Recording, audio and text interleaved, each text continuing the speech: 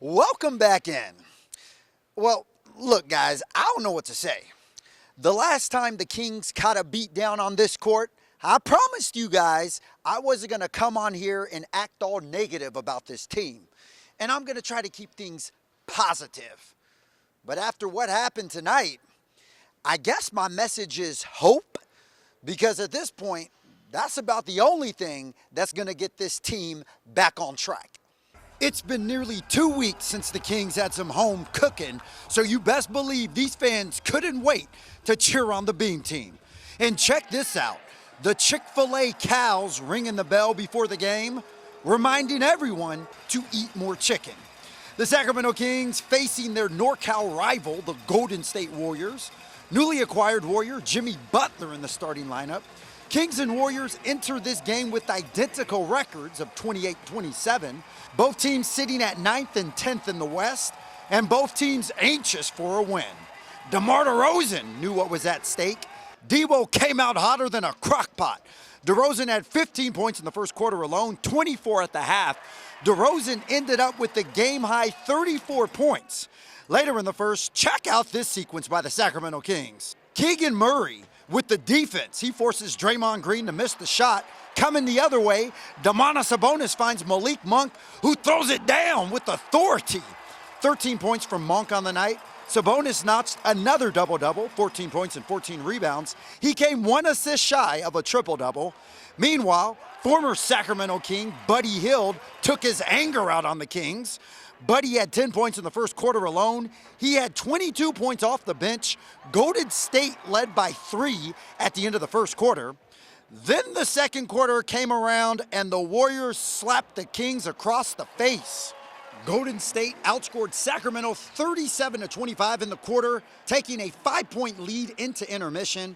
And from this point, the Kings had to play catch up the rest of the night. And spoiler alert, it wasn't pretty. The Kings turned the ball over 24 times, leading to 38 points from the Warriors. Now, if you're looking for some positivity, how about Markelle Fultz? The former #1 overall pick made his debut with the Kings, and Fultz showing that he still has it with that dunk. My goodness! Fultz had 8 points in 10 minutes of action, and you know no Warriors highlights are complete without an appearance from Stephen Curry. The babyface assassin had 20 points, going 4 of 9 from downtown. Curry was one of 4 Warriors with at least 20 points. No other Kings player had more than 14 points on the night outside of DeRozan's game-high 34.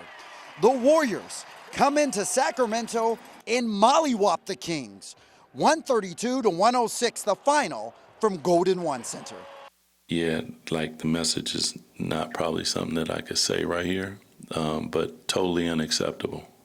Like, there's certain ways that I said this, like, I get down in a certain way, and I expect you guys to represent that.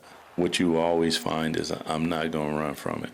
I'm going to stand there and I'm going to say it, and I'm going to say it in front of everybody, and I want everybody to be on the same page because that's just who I am. They'll be mad at me because that's part of what this job entails. Everybody ain't going to be happy. But who needs to be happy is the fans. Who needs to be happy is them as a team. A team. Not an individual, as a team.